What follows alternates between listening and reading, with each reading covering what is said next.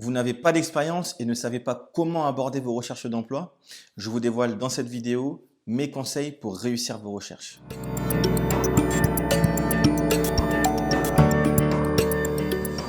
Salut et bienvenue sur notre chaîne. Je suis Cédric du cabinet Connect Consulting Recrutement et ici j'aborde l'ensemble des sujets liés à la recherche d'emploi, au recrutement et à votre évolution de carrière.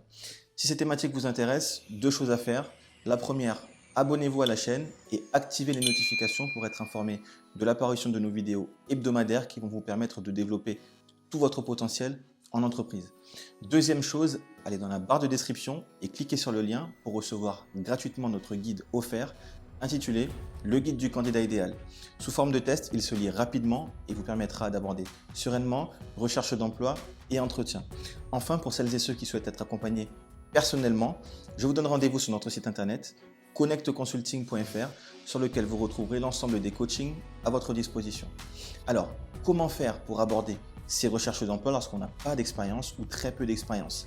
Ça peut effectivement parfois être compliqué, voire même impressionnant, de trouver un poste lorsqu'on constate quasi systématiquement qu'il est demandé un certain nombre d'années d'expérience sur la majorité des postes. 2 ans d'expérience, 3 ans d'expérience, 5 ans d'expérience. Et que même parfois lorsqu'on a un poste qui est ouvert à des profils juniors, on nous dit qu'on manque d'expérience.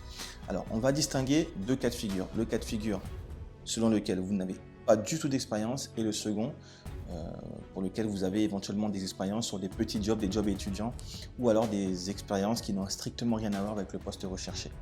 Alors, si vous n'avez aucune expérience, le conseil, ou du moins les conseils que je peux vous donner, c'est de mettre en avant déjà les formations que vous avez obtenues évidemment, donc le contenu des cours, les compétences développées.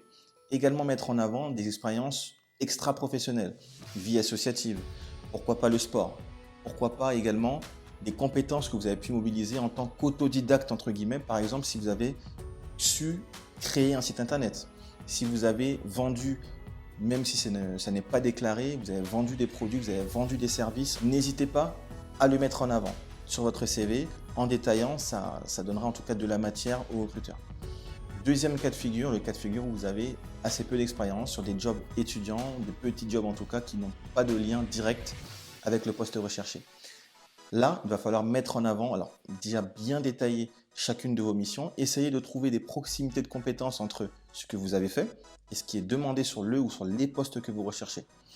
Une fois que vous serez reçu en entretien, que vous êtes reçu en entretien, la première chose à se dire, alors là qu'on soit dans le cas de figure numéro 1 ou numéro 2, ce qu'il faut vous dire, c'est que si vous êtes reçu en entretien, c'est que votre profil intéresse. Donc pas de panique, pas d'inquiétude, vous n'avez pas d'expérience ou très peu d'expérience, ça n'est pas un problème. Ce qui va donc entrer en jeu dans l'entretien, ce sera donc votre savoir-être, votre motivation, votre envie d'apprendre, votre envie d'intégrer la société. C'est tous ces éléments-là qui vont être demandés, qu'il va falloir donc mettre en avant par des démonstrations sur des éléments de votre vie extra-professionnelle ou sur des éléments de votre vie professionnelle antérieure sur les petits jobs. Ne pas hésiter vraiment à mettre en avant votre polyvalence, votre capacité d'adaptation.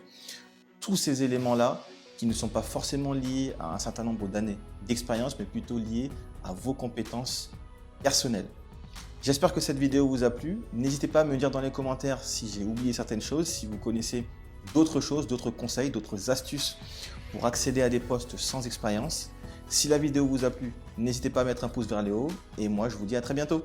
Ciao!